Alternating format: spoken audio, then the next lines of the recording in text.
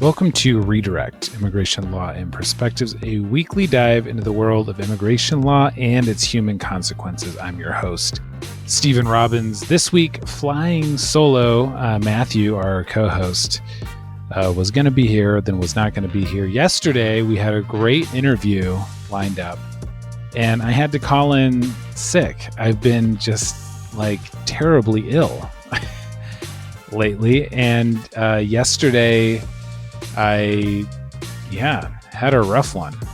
It's one of those things where they run some tests and you kind of have a feeling for what it will probably be, and then the tests come back clear, which is kind of good and also kind of not good, because now you're stuck feeling crappy and not knowing why. But anyhow, I'm feeling a little bit better today, but nobody could join me. So I'm just going to try and do this.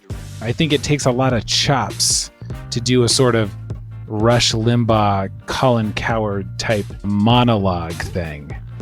I don't know that I've got that. I'll probably make this short, but that's sort of where we're at. So this week I wanted to talk real quick, and I guess I normally note this at the beginning of the show. If you are interested at all in immigration law or this show, you can subscribe on iTunes, Spotify, Stitcher. We're now on YouTube. The new hosting site that we have uploads these episodes automatically to YouTube, which is pretty cool. What else can you do? You can become a patron at patreon.com/redirect.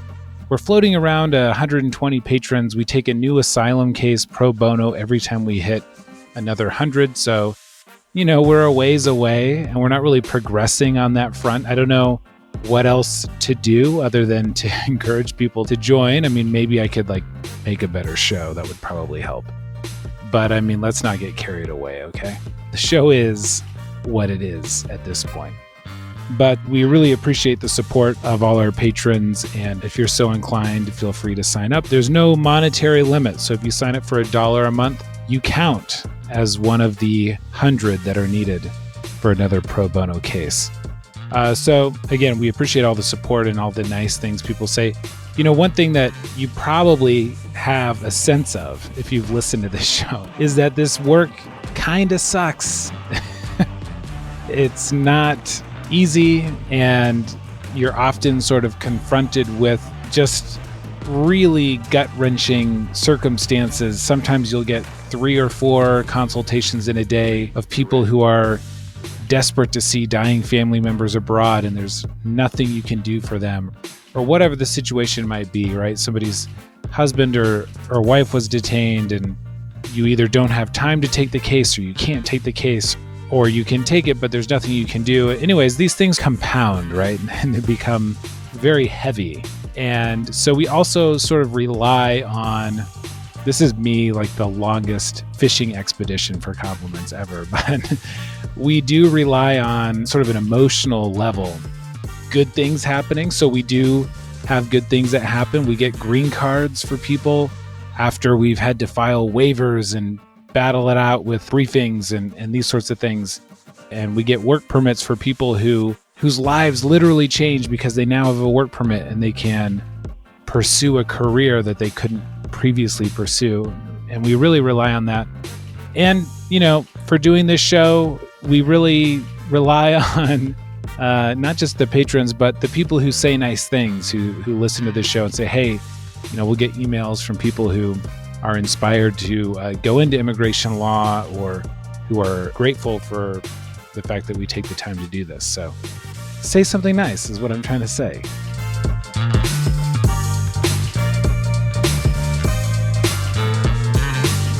Last week we talked about these tariffs that Trump has threatened to levy. We're now just days away from a 5% tariff being levied on all goods coming from Mexico. And the administration is hoping to get Mexico to do their part, quote unquote, to stop or stem the flow of immigration or migration from Central America primarily. Most of what I think the government is trying to do is to get Mexico to put pressure on their southern border, not so much to stop migrants at our border so much, although I think they'd like to have both. The president was on with Laura Ingraham. This was a really tough interview for him.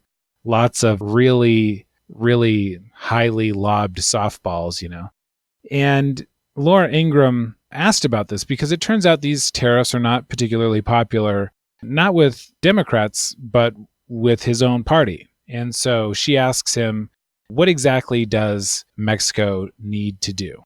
What must Mexico do? What can they do to stem this massive tide, 140,000 people in May? When you're the piggy bank that everybody steals and robs from and they deceive you and they've been doing for 25 years, tariffs are a beautiful thing. It's a beautiful. Now, just real quick, I'm not an economist or a historian. I'm just a guy. But this framing is very popular with Trump, this idea that we're being totally ripped off, that we have nothing to gain from any of these relationships, that all we're doing is handing out foreign aid, or all our trade deals disproportionately help our trading partners. And that's just not true. The whole post-World War II order was set up specifically to the advantage of the United States. And we levied our military might and economic might against all of these smaller countries for our own benefit. So this idea that we are sort of the piggy bank of the world is sort of ass backwards, but I think we're used to that when it comes to Trump. But again, that first step, the baseline foundation of this whole thing is wrong. If you know how to use them properly.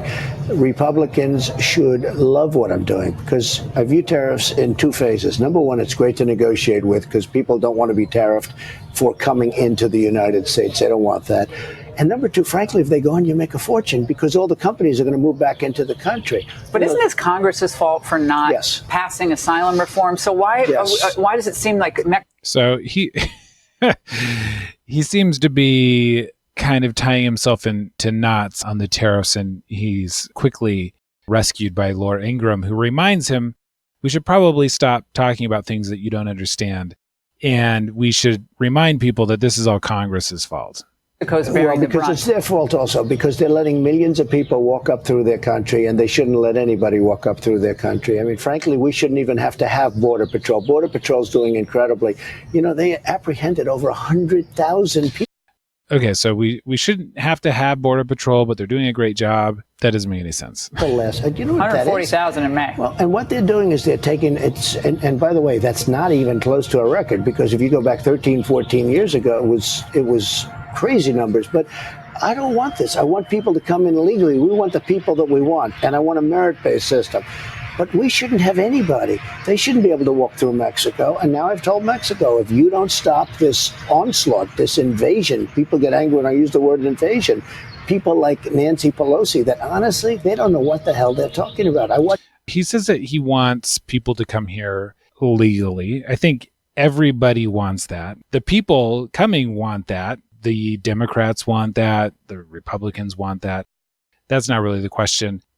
Now, what we do know is that the number of people he wants to come is much smaller than the current amount. So the sort of proposals by his son-in-law, his super qualified son-in-law, Jared Kushner, would cut legal family-based immigration in half. And they've already gone about taking a chainsaw to our asylum laws. So, the asylum laws themselves haven't changed, but the asylum laws are sort of filtered through decisions by the Board of Immigration Appeals or circuit courts. And so we have to use those opinions to sort of understand who qualifies and who doesn't. And we've talked at great length in this show about how the administration, one of the first things that they did was to get rid of protections for specifically women who are victims of domestic violence from Central America or Mexico. So the idea that they love people coming, but they want them to do it a certain way, is actually just not true. The true sentiment is we don't want these people coming, period. And he, of course, doesn't get any pushback on that. She was saying we have to protect Mexico. We have to take care of Mexico. Look, I'm dealing with Mexico right now. They send in $500 billion worth of drugs. They kill 100,000 people. They ruin 1 million families. None of those numbers are real. And they certainly can't be attributed to the government of Mexico. that's absurd. Every year, if you look at that, that's really an invasion without the guns. Are you worried about how this might affect the USMCA? So again, this whole framing of it is very, very dangerous and very problematic. The framing of this as an invasion, a hostile nation who is literally invading our country without guns, which is actually kind of scarier if you think about it than an invasion with guns. This is how it's being framed, and this is how it's being absorbed by the entire right wing of this country, the Republican Party. And, we talked about this clip last week, and we've played it before, but, this is George H.W. Bush and Ronald Reagan, a debate from 1980. I think it's worth playing again, not because these two people were great humanitarians necessarily, but just because they seem to grasp a fundamental idea, which is so basic, but so important to understand if you really are serious about solving this issue in any meaningful way. So let's listen to this. Yes, my name is David Grossberg, and I'd like to know, do you think the children of illegal aliens should be allowed to attend Texas public schools free, or do you think that their parents should pay for their education? Who are you addressing that to? I think you're first in this. He was looking right at you. I said he was. Look. That's kind of a jokey thing to start, which does highlight the fact that I think that both candidates understood this was a hot topic issue, and you can hear that a little bit, but then their answers are surprising. I'd like to see something done about the illegal alien problem that would be so sensitive and so understanding about labor needs and human needs that problem wouldn't come up. But today, if those people are here, I would reluctantly say I think they would get whatever it is that they're, what the society is giving to their neighbors. But the problem has to be solved. The problem has to be solved because as we have kind of made illegal some kinds of labor that I'd like to see legal, we're doing two things. We're creating a whole society of really honorable, decent, family-loving people that are in violation of the law, and secondly, we're exacerbating relations with Mexico. The answer to your question is much more fundamental than whether they attend Houston schools, it seems to me. I don't want to see if they're living here, I don't want to see a whole thing of 6- and 8-year-old kids being made, one totally uneducated and made to feel that they're living with outside the law. Let's address ourselves to the fundamentals. These are good people, strong people. Part of my family is a Mexican. Now, part of my family is a Mexican is a really awkward way to end that. But okay, I think one of his sons married a Mexican woman, I believe. But again, he's highlighting two things. One, we have a labor situation where we have a whole entire labor pool that should be legal because we depend on them and we take advantage every day of their presence and their labor in this country. And yet it's not legal. So that's a problem with our legal system. And then he also highlighted how this can exacerbate relations with Mexico, which is exactly what we're seeing now. But then this is the Reagan response. Can I add to that? I think the time has come that the United States and our neighbors, particularly our neighbor to the south, should have a better understanding and a better relationship than we've ever had. And I think that we haven't been sensitive enough to our size and our power. They have a problem of 40 to 50% unemployment. Now, this cannot continue without the possibility arising with regard to that other country that we talked about, of Cuba and what it is stirring up, of the possibility of trouble below the border, and we could have a very hostile and strange neighbor on our border. Rather than making them or talking about putting up a fence, why don't we work out some recognition of our mutual problems, make it possible for them to come here legally with a work permit, and then while they're working and earning here, they pay taxes here. And when they want to go back, they can go back and they can cross and open the border both ways by understanding their problems. This is the only safety valve right now they have with that unemployment that probably keeps the lid from blowing off down there. And I think we could have a fine relationship, and it would solve the problem you mentioned also. Now, Reagan has his own history with Central America, which is highly problematic. And then there's some sort of very Cold War era politics interlaced into his answer there. But the bottom line is what he was suggesting is a more open border, or he said open borders, to allow people with work permits to sort of come and go, and that would be necessary as sort of a safety valve as long as Mexico was experiencing high levels of unemployment. Now, Mexico continues to suffer from high levels of unemployment. I always tell people, just go and read what our own State Department is saying about the situation in Mexico and Central America. It's really horrific, the conditions that people are fleeing. And so if you're serious about this problem, there are things that you could do, I think, sitting down with these governments, with the international community, to try and address some of these issues and to make the places where these people are fleeing from better so that they don't have to flee or don't feel like they need to flee. We could address our own labor situation to make it so that people with good jobs in the United States, people who are undocumented but with good jobs, can go back and forth. There's lots of things that could be done. But unfortunately, this pressure, the tariff pressure that we're seeing on Mexico, is leading them to do some things that will only make it worse. One of the things Trump talked about was cutting off the caravans and the routes that people take from Central America to our border. There's an attorney who works at Al Otro Lado, Erica Pinero, and she's on Twitter, Erica Esquire. It's at EEEROX. Al Otro Lado is an organization, a nonprofit that I believe that when they started, they were mainly helping people who'd been deported and they were now in Mexico and who needed some sort of legal orientation. What were their options for coming back? Had something gone wrong in their case? And they often found people who were U.S. citizens who'd been wrongly deported, and they were doing this type of work. In the last few years, I think a lot of their work has shifted to helping these people, especially in Tijuana, who are coming to seek asylum, and trying to provide them with some basic services, legal orientation, etc. So Erica points out on Twitter that Mexico just blocked the bank accounts of 26 organizations or people who were helping the caravans. Meanwhile, thousands of people donated and brought donations to the caravan refugees, and actual smugglers continue to operate in the open in Tijuana with total impunity. This is a farce. So as asylum seekers who want to present themselves to U.S. officials are forced to wait in Tijuana, smugglers infiltrate the shelters and coerce or force families into paying to cross illegally under threats of violence. I've never seen anyone arrested for that. It's hard to explain how brazenly criminal smuggling networks operate in Mexico without compromising my own safety. Suffice to say that I have had multiple clients report being kidnapped and turned over to smugglers by the Mexican police.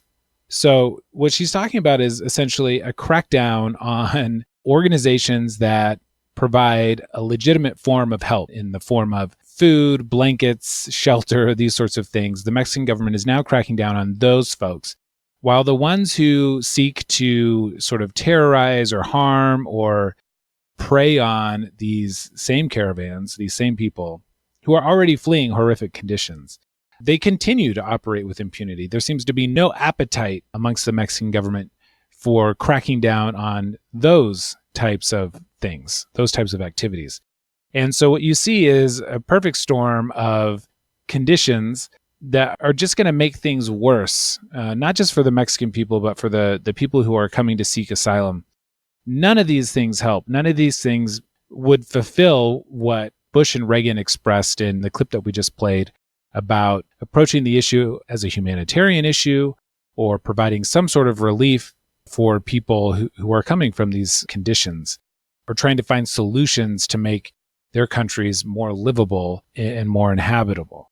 It's a real problem because as we step up the pressure, as we send DHS agents to the southern border of Mexico, which has been reported, and as we do these things, what you're only going to see are additional human rights violations by the Mexican police and security forces. That stuff already happens. If you read, again, the State Department's own human rights report, you'll find incident after incident of torture carried out by the Mexican police and security forces. And this type of crackdown and pressure from the U.S. is not at all designed to make the situation any better.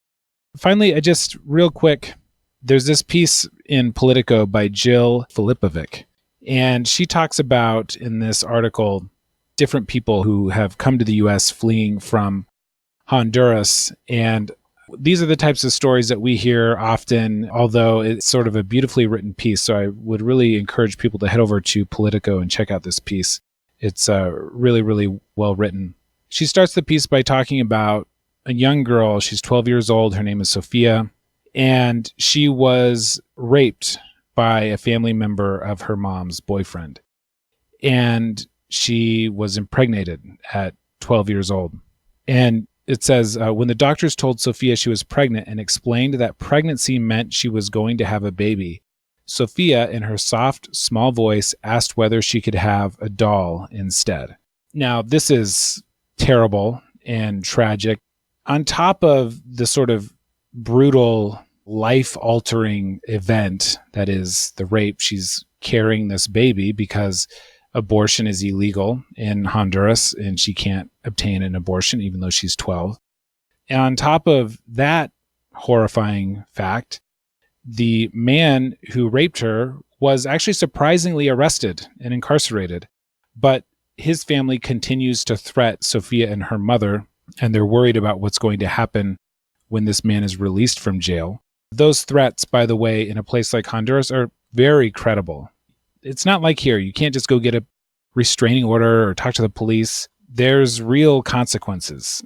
The story goes on to recount other stories and the struggles of these women. Not all of them choose to come to the United States, but they have to flee to these very remote areas and live a life in hiding, essentially.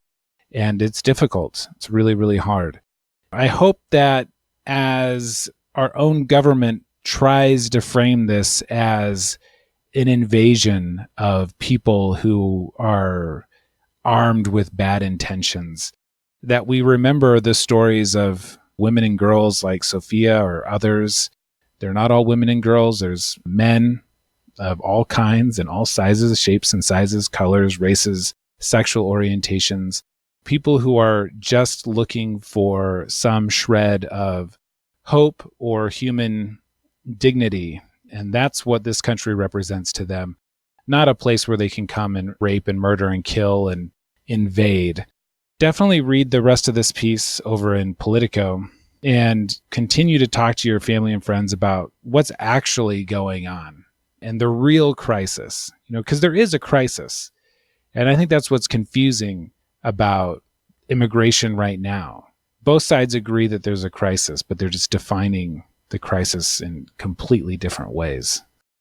I think that's about all I have the time for today. Hopefully there was something remotely interesting in there.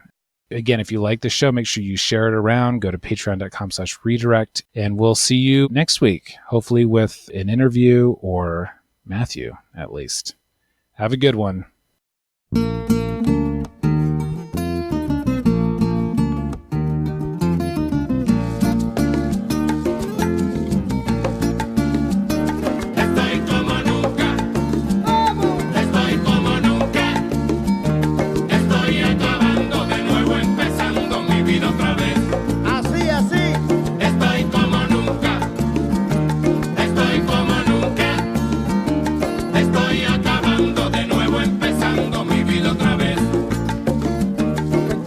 Hacerme la guerra, que pensaron verme hecho tierra, los que querían hacerme la guerra, que pensaron verme hecho tierra, conmigo se equivocaron y se estrellaron, ya usted lo ve. Conmigo se equivocaron y se estrellaron, ya usted lo ve. ¿Qué pasó? Estoy como nunca, estoy como nunca, estoy acabando de nuevo empezando mi vida otra vez. Estoy como nunca, estoy como nunca, estoy acabando de nuevo empezando mi vida otra vez. Fíjese bien el porte que tengo, con el gran avance que vengo. Fíjese bien el porte que tengo, con el gran avance que vengo, echando siempre adelante, que es muy importante, ya usted lo ve. Echando siempre adelante, que es muy importante, ya usted lo ve. ¡Camínalo! Estoy como nunca. ¿Cómo está? Estoy como nunca. Igual que yo. Estoy acabando de nuevo, empezando mi vida otra vez. Estoy como nunca.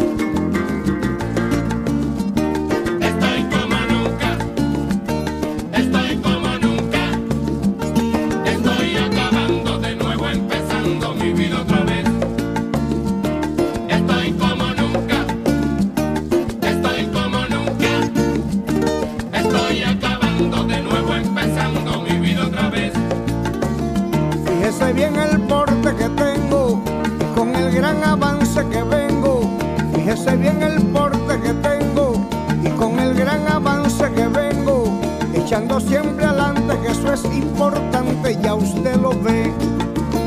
Echando siempre adelante, que eso es importante, ya usted